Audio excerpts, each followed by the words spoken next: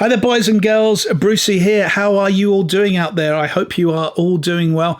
Thanks for all your comments and all your lovely messages on the previous video I did about the MS-3 turning on patches on the Strymon Timeline. Out of that video came a whole bunch of other questions which I'm going to start to answer here in some additional videos. The first question was, how do you actually turn a patch on and off? So in the previous video we just switched between two patches. The next question was, I need to turn a block on and off. So for example, I'm turning on a delay here which is on the Strymon Timeline, and I just want to be able to, when I hit the foot switch, turn the delay off on the Strymon Timeline. I will say though that there is an important message first off. What you need to ensure is that your MIDI controller that you're sending messages from sends both program control information and continuous control information. Now there are some controllers out there such as the Tech 21 MIDI mouse which only sends program change. What that means is you will only be able to change different patches on an external device.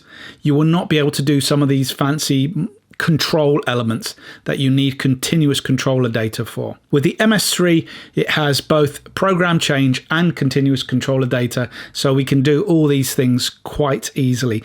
Whether it's controlling the timeline or something like the HX Stomp or any MIDI device, this is a really powerful controller, as well as having great effects on it as well. A great device. Without further ado, let me jump in. So what I'm going to attempt to do is turn on block B. I'm just going to turn it on and off. Okay, so here we are. So I have a completely empty patch here, nothing happening at all. And say, for example, on this patch, I want to be able to go into memory mode.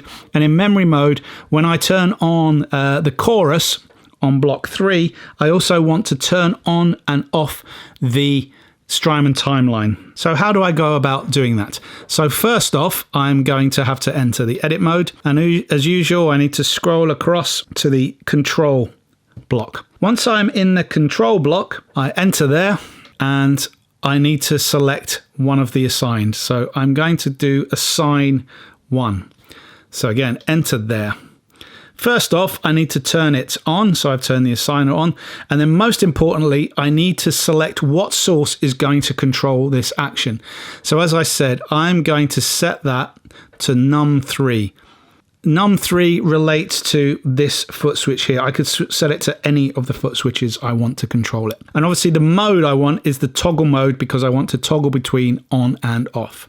I then move to the next screen, and this is the all-important screen. I need to select a category. What am I going to assign? So right at the very, very end, keep scrolling, you come to MIDI. Under there, we need to select the MIDI channel that we are talking to each other on. See my previous video if you're unsure about this, but we have it set to channel 1. Now here is the all-important controller information. We are going to be sending MIDI continuous controller data on message number 102.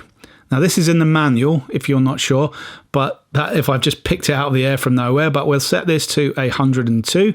We are good to go there. Scroll across.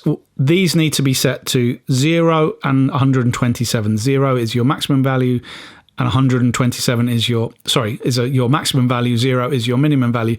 This doesn't really matter, but because we're not controlling things, we just need to have something completely off and completely on, and this is where you set that up. So if we exit out of here, we are technically good to go. That is it. We just write the patch and we are good to go.